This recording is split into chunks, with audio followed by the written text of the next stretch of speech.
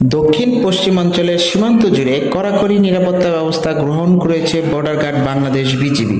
যশোর রিজিয়নের দায়িত্বপূর্ণ সীমান্ত এলাকায় চলছে ব্যাপক চেকপোস্ট ও টহল তৎপরতা। সাতক্ষীরা, যশোর, চুয়াডাঙ্গা, মেহেরপুর, ঝিনাইদহ ও কুষ্টিয়া জেলার সীমান্তবর্তী এলাকাগুলোতে নিশ্ছিদ্র নজরদারি জোরদার করা হয়েছে। যশোর রিজিয়নের আওতাধীন 7টি ব্যাটালিয়নের দায়িত্বপূর্ণ সীমান্ত ও আশপাশের এলাকায় মোট 57টি চেকপোস্ট স্থাপন করা হয়েছে। এছাড়াও নিয়মিত টহলের পাশাপাশি সীমান্তে অতিরিক্ত 87টি বিশেষ টহল পরিচালনা করা হচ্ছে, যাতে কোনোভাবেই অপরাধীরা সীমান্ত অতিক্রম করতে না পারে। হঠাৎ করে বিজিবির এই সতর্কতামূলক তৎপরতার পেছনে রয়েছে একটি গুরুত্বপূর্ণ নিরাপত্তাজনিত ঘটনা।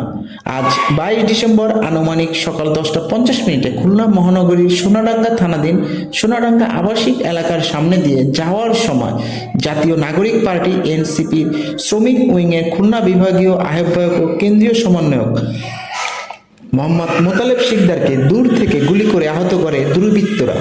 এই ঘটনার পরপরই আইন শৃঙ্খলা বাহিনী ও বিজিবি বিষয়টিকে সর্বোচ্চ গুরুত্ব দিয়ে আমলে নেয়। এই ঘৃণ্য অপরাধে জড়িত দুর্বৃত্তদের দ্রুত গ্রেপ্তার এবং তাদের সম্ভাব্য সীমান্ত অতিক্রম রোধী এই কড়া নিরাপত্তা ব্যবস্থা। পরিস্থিতি বর্তমানে নিয়ন্ত্রণে রয়েছে বলে জানিয়েছে সংশ্লিষ্ট কর্তৃপক্ষ। অপরাধীদের আইনের আওতায় আনতে বিজিবির অভিযান অব্যাহত থাকবে।